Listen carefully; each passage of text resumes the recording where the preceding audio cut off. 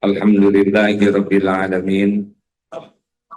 Alhamdulillahilladzi anzala sakinah fi qulubil mu'minin liyazdadu imanan ma'a imanihim. Allahumma shalli ala sayyidina Muhammadin wa ala alihi wa ashabihi ajma'in. Taqabbalallahu minna wa minkum. Semoga Allah menerima amal-amal kita. Karena yang penting bukan hanya beramal, tapi diterima oleh Allah. Apalah artinya kita beramal kalau tidak diterima. Oleh karena itu penting sekali bagi kita tidak fokus hanya kepada amal, tetapi fokus bagaimana amal ini diterima. Amalnya tetap kita lakukan, tapi pikiran kita diterima atau tidak. Sebuah amal itu diterima syaratnya cuma dua. Satu, niatnya benar-benar ikhlas mencari keridhaan Allah, mencari pahala akhirat. Dan yang kedua, amalnya benar, ittiba. Nah, Ramadan ini sebetulnya banyak sekali yang harus berubah kalau benar melakukannya. Sedikit informasi, sekarang kita sedang dikejutkan dengan banyaknya berita yang membuat miris. Di negeri ini ternyata dari berbagai profesi kalau dibuka memalukan. Benar, profesi-profesi yang dianggap terhormat, tapi ada yang melakukan perbuatan tercela. Kita nanti harus tahu bagaimana ini bisa terjadi. Di kalangan aparat, begitu terus-menerus beritanya. Di kalangan kampus, tidak kurang gelarnya ya, tapi melakukan pelecehan kepada anak didiknya, bukan anak didik, remaja didiknya. Ternyata yang terakhir ini yang dibius, membuat beberapa ibu-ibu dan wanita menjadi cemas kalau berobat, takut dibius. Dan di kalangan pesantren juga ada kiai yang ditangkap karena melakukan tercela. Apa sebabnya? Secara umum, maksiat itu, kenapa orang melakukan perbuatan tercela? Karena dua hal. Tapi kuncinya satu hal, karena imannya sangat lemah. Kalau imannya kuat, remnya kuat. Kalau orang yakin Allah Maha melihat, wa huwa ma'akum aina ma kuntum wallahu bima ta'maluna basir, dan dia Allah bersamamu dimanapun kau berada, dan Allah Maha melihat apapun yang kau kerjakan. Yakin seperti ini susah maksiat. Kenapa kita maksiat? Karena tidak yakin ada Allah yang Maha melihat, ada Allah yang Maha mengetahui. Tidak ada satupun kejadian innallaha la yakhfa alaihi syai'un fil ardi wala fis sama. Sesungguhnya bagi Allah tidak ada yang tersembunyi baik di bumi maupun di langit. Jadi kalau iman kita lemah, ya jadilah maksiat. Mau jabatan apapun, mau gelar apapun, mau profesi apapun, mau usia berapapun, kalau imannya lemah, mudah maksiat. Maka maaf ya, sebetulnya saya ingin menyampaikan nih kepada Pak Kapolri atau Pak Prabowo, mau dilatih apapun, kalau tidak ditingkatkan iman aparatnya, pendidikannya, nggak rem terkuat orang tidak berbuat maksiat adalah takut kepada Allah. Walaupun mau menjenjang, mungkin kita dengar ada aparat dengan jabatan tertentu yang melakukan perbuatan nista kepada anak usia 6 tahun. Ini memalukan sekali dan keji. Pendidikannya tidak kurang, akademi titik-titik. Tiap jenjang ada pendidikan untuk kepemimpinannya. Tapi hasilnya seperti ini. Pasti ada yang kurang dalam pendidikannya, yaitu pendidikan keimanan. Hanya iman yang bisa membuat rem itu. Sama, ini bapak-bapak. Cuman iman yang membuat bapak bisa ngerem. Ada ibu-ibu yang bangga karena suaminya takut kepada istrinya. Salah. Kalau suami takut ke istri, cuman baik di depan istri. Di luar, bebas. Tapi kalau takut kepada Allah, dimanapun, dia akan jaga diri. Nih, kita nyekolahkan anak. Itu anak gak bisa bahagia. Walaupun sekolah di luar negeri. Kalau iman anak tidak kuat. Ini anak gak bisa jaga diri. Kalau imannya tidak kuat. Maka jangan heran, tidak sedikit orang tua yang menyesal menyekolahkan anaknya karena hasilnya anak tidak seperti yang diharapkan.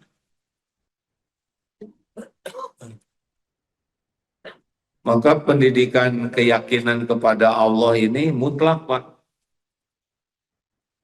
Indonesia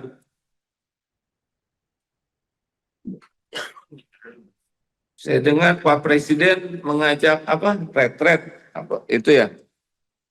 Bagusnya ditambah dengan program dimasukkan ke liang lahat. Setiap menteri dan pejabat, gubernur, masukkan ke liang lahat, tidak usah langsung dikubur, itu ada waktunya. Tapi supaya tahu bahwa dirinya akan mati dan tidak dibawa dunia yang mati-matian dia cari siang malam dengan berbagai cara, mati tidak bawa apa-apa selain amal dan harus siap. Makin yakin terhadap kematian, terhadap hisab, terhadap kubur, itu rem. Tapi ya, pendidikan keimanan sedikit. Semalam lewat Senayan, banyak sekali orang ketika azan maghrib, husnuzonnya, sholatnya di mana ini sambil nonton sepak bola. Saya berbaik sangka, mudah-mudahan musolanya lebih besar dari stadionnya. Begitu banyak yang datang, hanya dari satu sisi, belum dari sisi yang lain. Ya Allah, ujian. Kalau tidak dengan keimanan, tidak ada yang bisa ngerem dengan pakem dari perbuatan maksiat.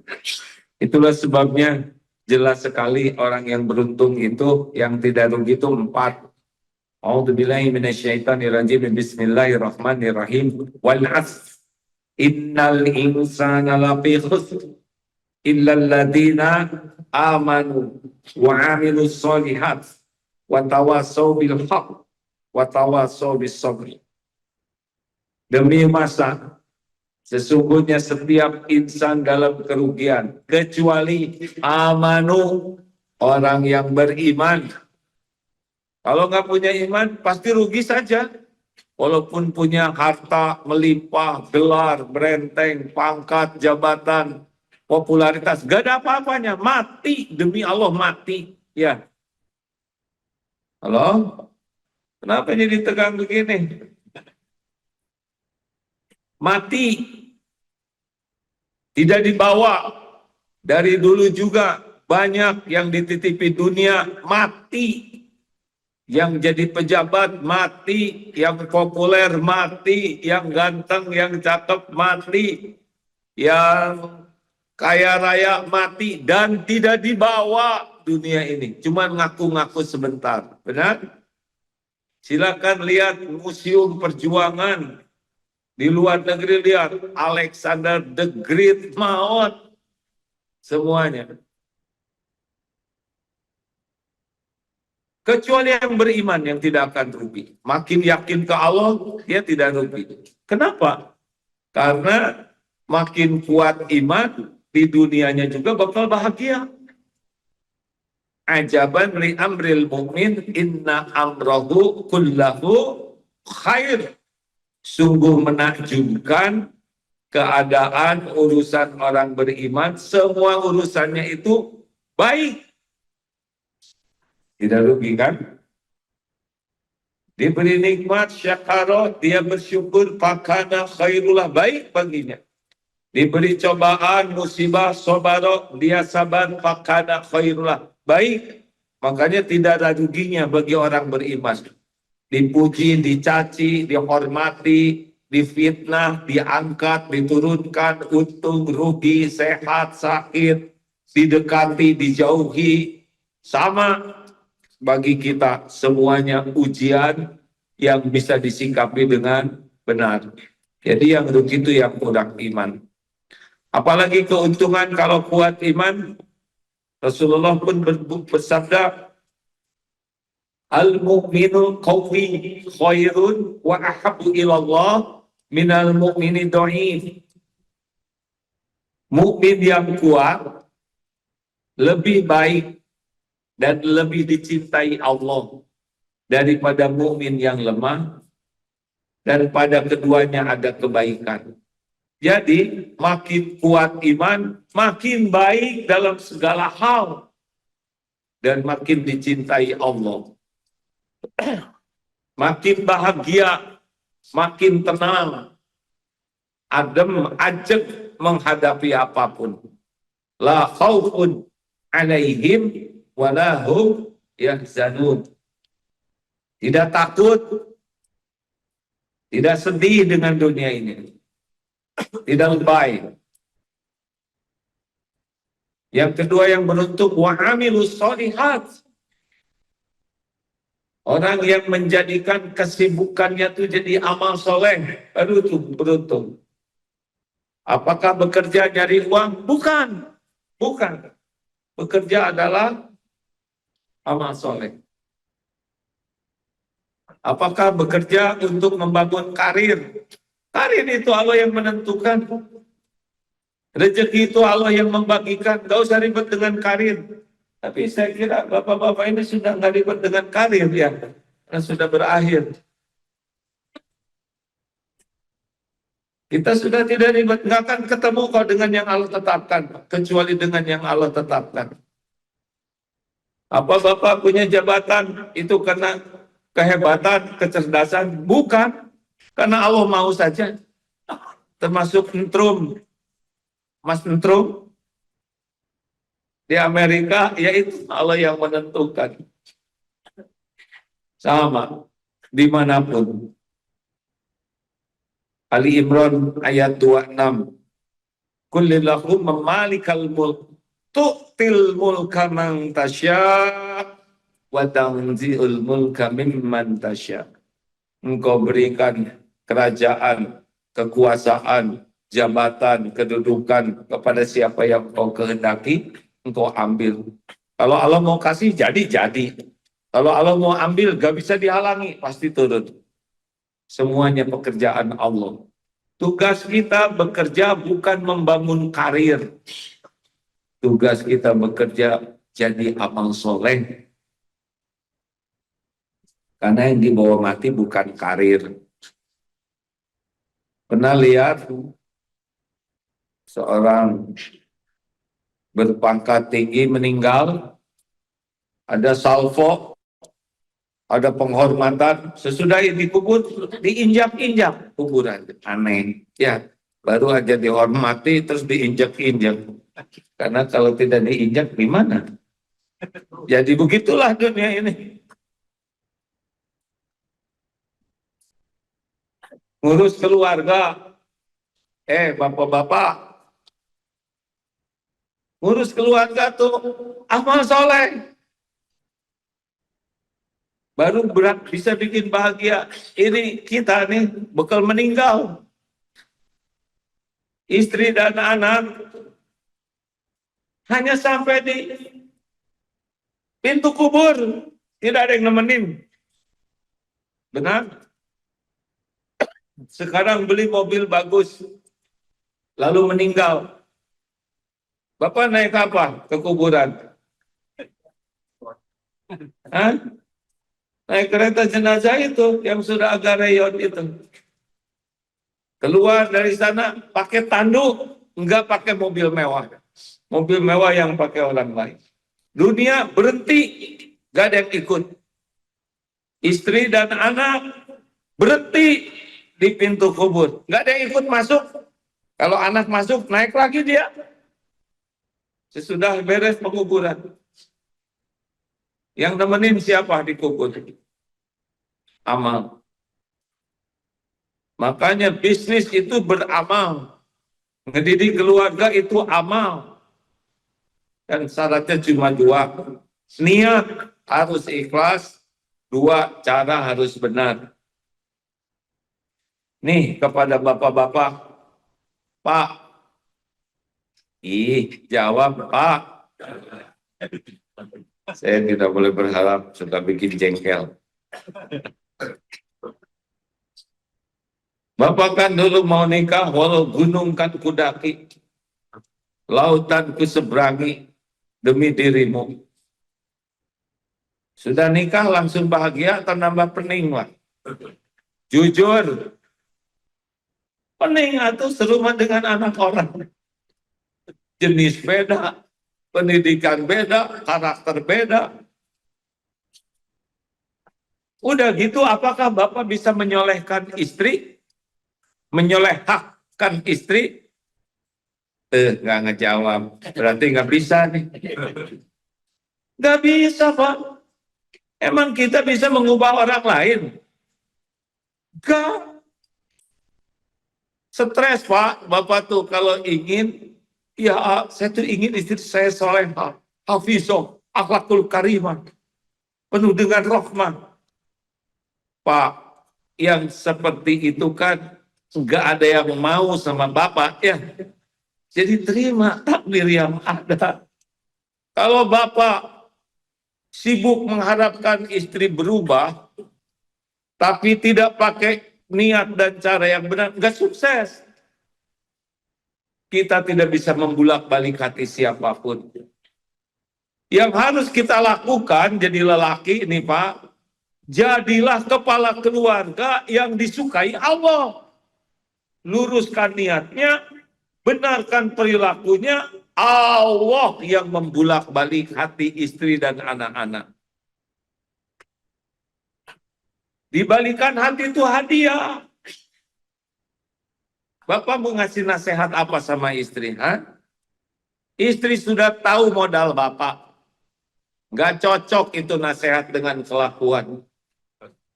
Apalagi kalau Allah membuka sedikit aib saja, hangus. Pakai kopiah putih, masjid, pembukaan masjid, terus saja. Diungkit-ungkit malah jadi buruk.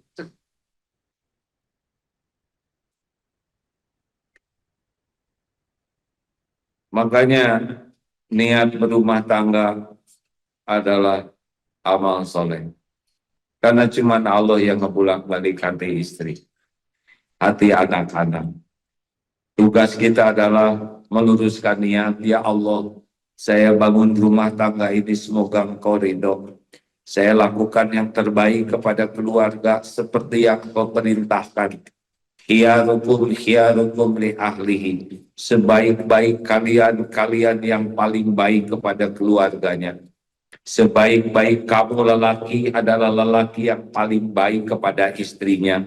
Saya lakukan ini karena engkau ya Allah. Yang ngebulak-balik hati istri hanya Allah, kita nggak bisa. Nggak bisa, Pak. Bagaimana Bapak ngebulak-balik hati istri? Tahu juga tidak hatinya di mana ya? Gimana ngebalikinnya? Bagaimana Bapak ngebulak-balik hati istri? Ngebalikin hati sendiri aja nggak bisa. Benar? Jawab. Kenapa saya jadi emosi begini? Makanya niatkan berumah tangga itu amal soleh. Bisnis. Lihat toko-toko yang tutup. Mari lewat Giant apa tuh? Tutup, ya. Dulu tutup. Segitu besarnya. Karena apa? Karena Allah lagi nyempitin rezeki lewat situ. Orang dapat rezeki bukan karena pintar, bukan karena kerja keras saja, bukan karena kerja cerdas. Bagi kita, kerja keras, kerja cerdas, kerja berkualitas, kerja tuntas, kerja ikhlas itu amal soleh. Perkara berapa jumlahnya, kapan datangnya, di mana Allah yang ngatur. Yang penting kerja jadi amal soleh. Lebih simpel, Pak. Gimana saya udah buka ini sekarang tutup? Ya tutup, Pak, tutup, weh. Dulu ini untungnya 100 juta, sekarang hanya 2 juta. Emang sekarang begitu jatahnya. Tenang saja. Ini tuh, rumah itu dulu rumah saya. Tapi gara-gara ada resesi, dijual. Emang udah bukan waktunya. Makanya pindah juga. Ya, relax saja dunia ini. Semuanya jadi amal soleh. Adanya disyukuri, ditahan bersabar, diambil ridho. Jadi kebaikan. 3, tawasobil haqq. Jadi hidup ini harus terlibat dalam urusan saling berwasiat. Jadi tidak cukup hidup hanya memikirkan diri, kita harus interaksi, baru untung, Pak. Ada yang nanya, kenapa para ustadz semangat sekali dakwah pergi ke sana sini? Kalau ustadz itu ikhlas, pasti ingat bahwa ketika dikubur yang tidak pernah berhenti mengalir amal jariah, ilmu yang manfaat, anak soleh yang mendoakan. Nyebarkan ilmu, pahala. Ada, Pak, S2, daftar.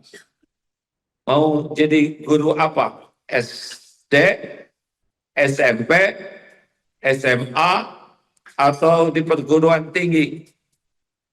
Jawabannya, saya mau jadi guru PAUD. Siapa PAUD? Istrinya Bu Ud. Bukan. PAUD, apa sih artinya? Pendidikan anak usia dini. Ditanya, kenapa ibu sekolah tinggi-tinggi maunya ngajar PAUD? Jawabannya, agar anak lebih awal mengenal Allah lewat saya. Anak ini mengenal sholat lewat saya. Anak mengenal bismillah lewat saya. Kenapa? Karena setiap kali membaca doa, bismillah. Setiap kali sholat, anak itu dapat pahala. Bila sudah balik, dan bu guru juga dapat pahala.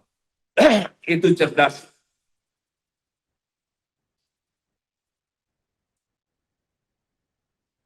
Mungkin ada yang nanya, gimana ya memberi nasihat ke keluarga saya, kok nasihat saya sering kurang mempan. Sebaik-baik memberi nasihat adalah memberikan keteladanan.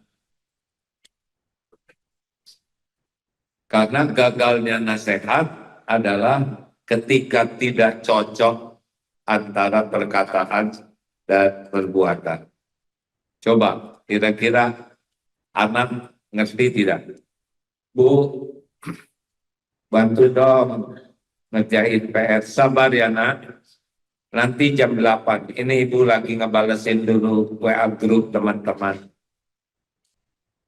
Selesai sholat, Bu, sabar nak, dikit lagi, ini penting, ada pengajian. Bu, udah lewat jam 8, sabar dong. Innallaha ma'as-sabirin. Sesungguhnya Allah itu bersama orang yang sabar. Jadi anak tuh sabar. Ya, kira-kira anak ngerti sabar apa? Marah-marah. Nasihat itu tidak akan kuat kecuali dirinya mengamalkan. Pak, Bapak, jadi stres begini. Mau ngomong apa sama istri dan anak-anak? Anak-anak udah tahu modal Bapak. Ngerokok lagi tua-tua, nggak jelas bisa. Cucunya lihat kakek ngerokok, kek lagi apa? Lihat sendiri dong. Kek, minta dong. Nggak boleh. Kenapa nggak boleh, kek?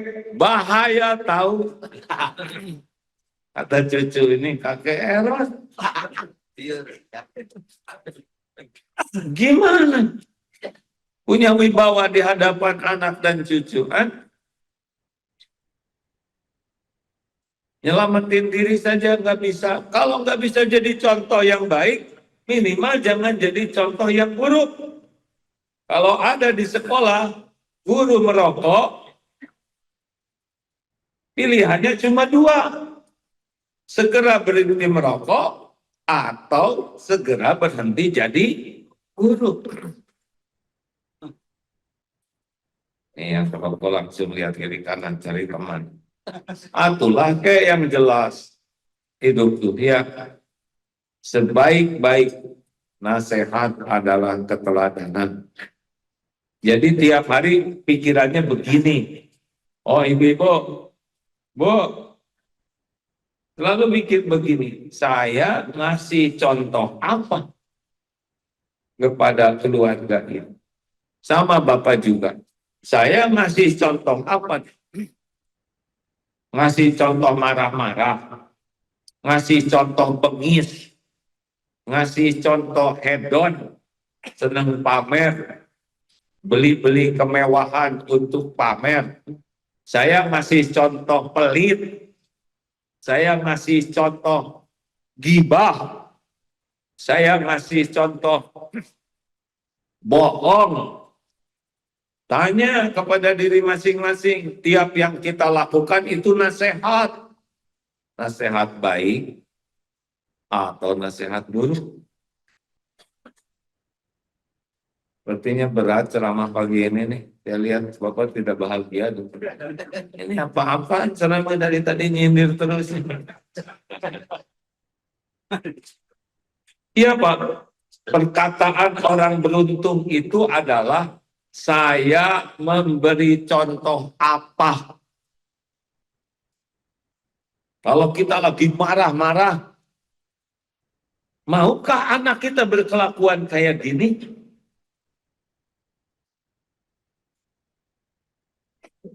Nasihat dengan kata-kata itu baik, tapi tidak cukup.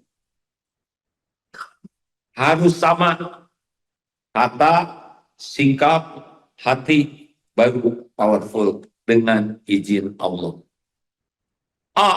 Saya sudah menjadi contoh. Saya sudah menasehati dengan kata-kata.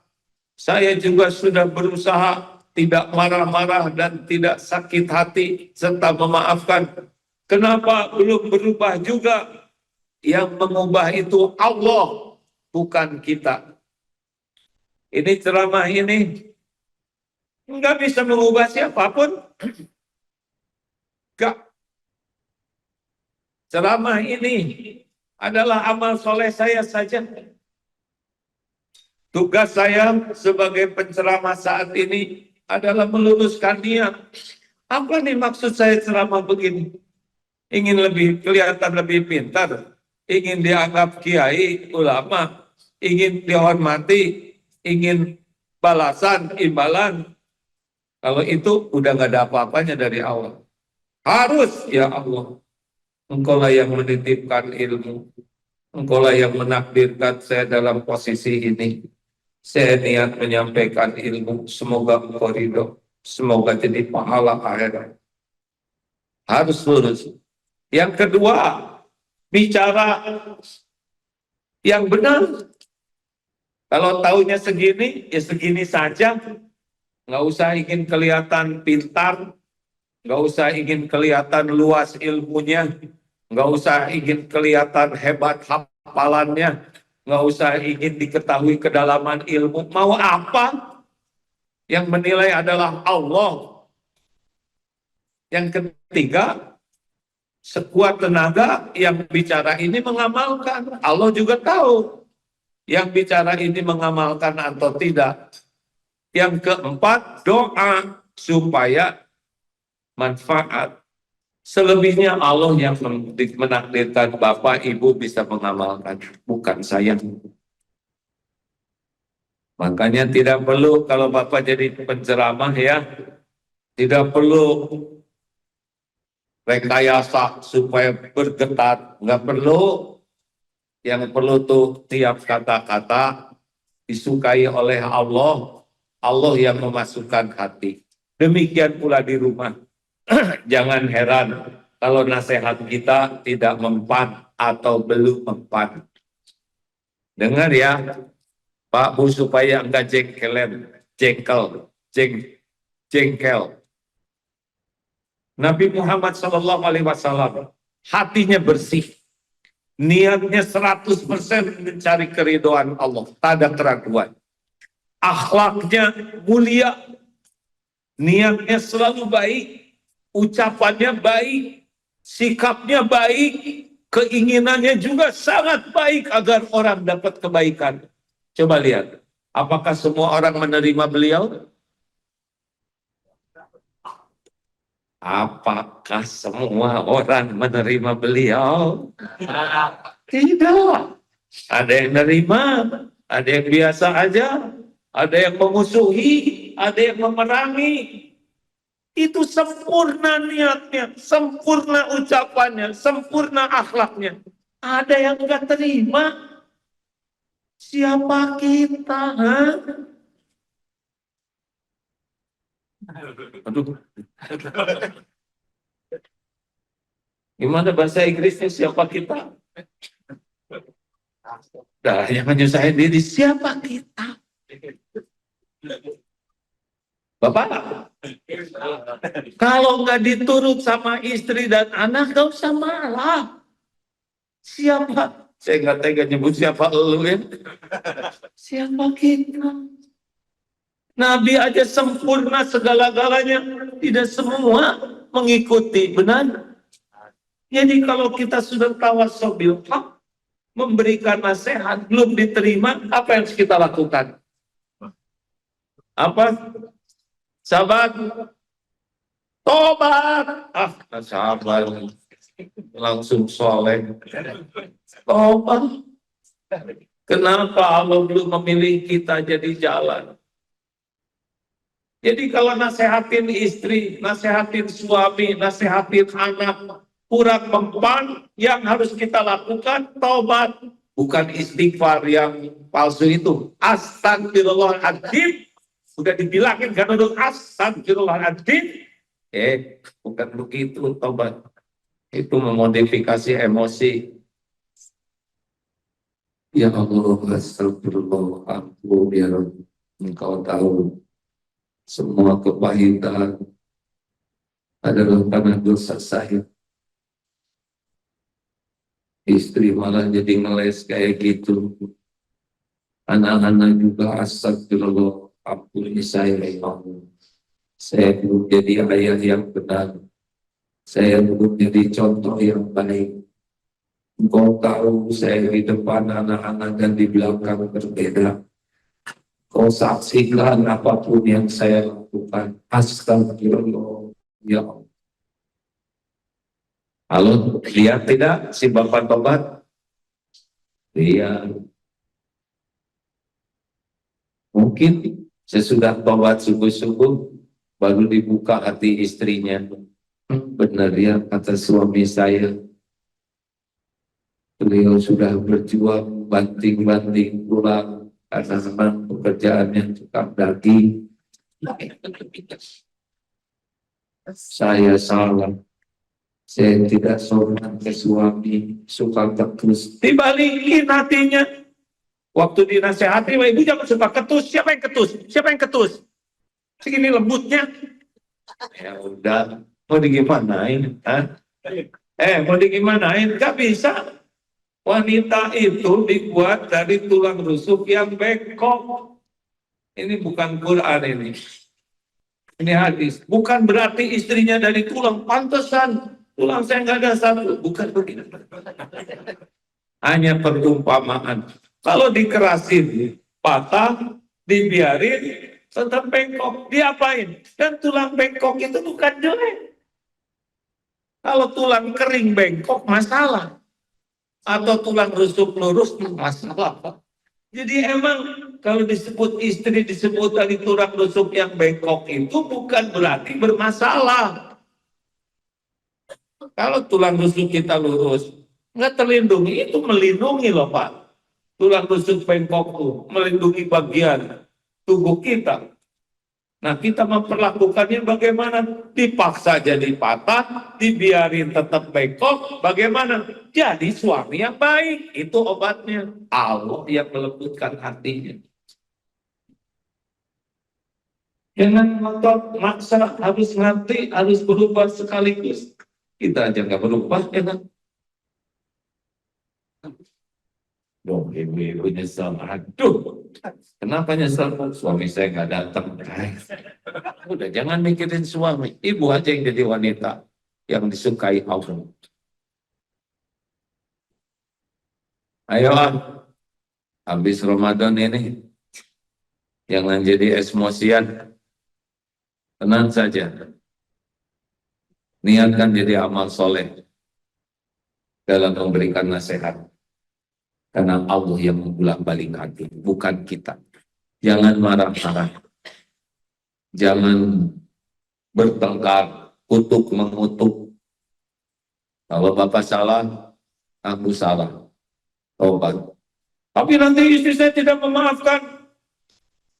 Allah yang membolak-balik hati. Ada nih seorang bapak-bapak mau beli kendaraan, diskusi sama istrinya. Istrinya tidak setuju. Terus ada yang memberi nasihat, lebih baik minta maaf daripada minta izin. Jangan disalahgunakan ceramah ini hadirin. Kalau benar lakukan, kalau tidak benar jangan lakukan. Kalau kita minta maaf belum dimaafkan, tugas kita itu minta maaf, bukan maksa orang memaafkan. Tapi gimana dia tidak memaafkan aja, biar. Daripada memikirkan dia memaafkan atau tidak, pikirkan aja kita jadi orang baik. Lebih baik dia memaafkan saya atau enggak, mau ngapain mikirin itu? Itu bukan kapling kita. Kapling kita tobat, kapling kita baca Quran, kapling kita berbuat baik. Yang ngebulak-balik hati adalah Allah. Jelas Om? Coba jelaskan. Terakhir ini saya salut ini, tidak ada kentrang-kentrung piring. Biasanya ujian di Masjid Al-Hakim ini kentrang-kentrung piring. Banyak well prepared. Giliran kentrang-kentrung dikomelin, nggak kentrang-kentrung diomelin. Nah, inilah manusia. Terakhir, tawasobisob, berwasiat dalam kesabaran. Jadi cuma 4 ini Pak yang tidak rugi. Amanu itu artinya belajar, paham agama, iman itu dengan. Kalau nggak belajar begini nggak bisa Pak. Makanya Di negeri Indonesia, kalau pendidikan keimanan kurang, gak ada cerita langsung bagus, gak bisa. Hanya pendidikan keimanan yang bisa ngerem dari korupsi. Benar ada ikhtiar hukum ditegakkan. Lah kalau yang negakkannya juga kayak sapu kotor, gimana bisa membersihkan? Benar? Sudahlah, kalau mikirin Indonesia mah kegedean, mikirin diri aja sekarang. Kuatkan iman, insya Allah kita akan bahagia, tenang hadapin hidup ini. Nular nanti ke anak-anak. Kalau lihat bapaknya tenang, ajar, kalem, itu pelajaran Pak. Kalau bapaknya gerasa kerusuh, mudah marah, emosian, ini ngasih contoh apa? Maka yang keempat, kunci orang yang tidak akan rugi adalah tawasul bisabr. Saling berwasiat dalam kesabaran. Apa itu sabar? Sabar itu mengendalikan diri, mengontrol diri. Sehingga ucapan, pikiran, sikap, hati sesuai dengan yang Allah sukai, itu sabar. Kenapa ada orang yang berzina tidak sabar?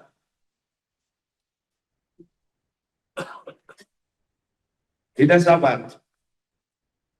Ini sedikit ada cerita. Seorang konsultasi kepada Kiai. Kiai, kenapa ya? Ini kata beliau, saya itu kok kurang hasrat sama istri saya. Tanya begitu. Oh, yang kurang serem. Mungkin istrinya buduk atau enggak. Istri saya well maintenance. Maintenance. Perawatannya prima, dimodalin. Bagus. Atau mungkin punya sakit ingatan atau jiwa yang membuat saudara terancam. Enggak. Oh, kalau begitu saudara tidak bisa jaga pandangan. Loh, Pak Yai tahu dari mana? Ngerti ngaku kan ya. Pak Yai tahu dari mana? Saya tidak jaga pandangan. Karena kalau lelaki juga wanita senang melihat yang haram, maka yang halal jadi tidak menarik. Itu rumusnya. Ibu-ibu penggemar drakor, drama Korea, kurang nafsu lihat suami.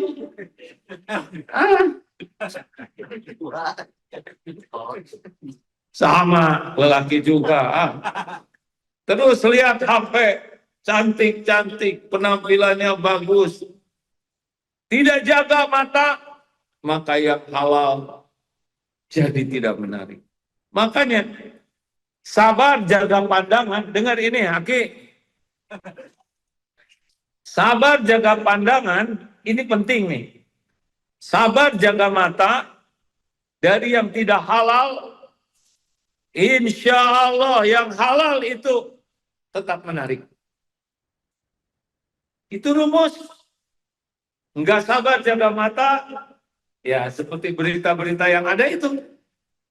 Bisa siapa aja dilalap. Ya.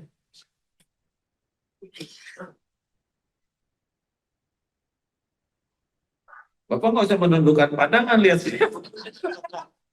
Saya halal. Buat bapak-bapak. Sabar. Dalam duniawi ini, apalagi kita sudah, ini saya ceramah di sini sudah berapa belas tahun ya. Sudah kelihatan sekarang pasal makin padat ya, karena sudah banyak pensiunan. Ayo, dunia ini sabarlah. Termasuk sedekah harus sabar. Karena kalau tidak sabar, yang keluar yang kecil melulu. Jebet-jebet saja Pak. Mati, nggak dibawa tuh tabungan. Mau ngapain dikumpul-kumpul aki-aki? Saya senang nyebutnya, jadi teman saya. Saya juga aki-aki Pak. Mau ngapain dikumpul-kumpul? Hah? mati mendadak, itu warisan belum tentu bisa bikin anak jadi soleh, bisa bikin berantem, Pak. Boleh disisain buat warisan, pakai, Pak, pakai untuk bekal pulang. Anak-anak belum tentu pakai warisan kita untuk bekal pulang kita. Belum tentu nanti warisan dipakai wakaf buat bapaknya, ibunya. Kita nggak wakaf, anak-anak nggak wakaf. Terus kita dapat apa?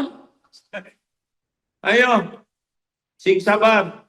Sabar dalam menggunakan harta supaya di jalan yang Allah sukai. Sabar, jangan marah-marah. Nggak ada cerita pemarah. Itu jadi orang keren, nggak ada. Al-hilm, sifat menahan marah, itulah yang membuat orang menjadi mulia. Pemarah itu ciri orang lemah. Menahan marah itu bagian dari ketakwaan. Orang yang paling disukai Allah di antaranya adalah yang menahan amarah dan tidak tergesa-gesa. Itu dua sifat Nabi yang dicintai Allah. Ayo, lagi-lagi marah. Oh, jadi copot gigi palsunya. Gak ada wibawa. Nenek, jangan marah. Disangka nenek sihir. Ayo udah aki-aki begini mah kalem. Setuju? Iya, saya tidak marah. Saya kan bilang waktu mau tidur, Bu, jangan berdebat ya. Siapa yang berdebat? Jadi berdebat lagi. Udah.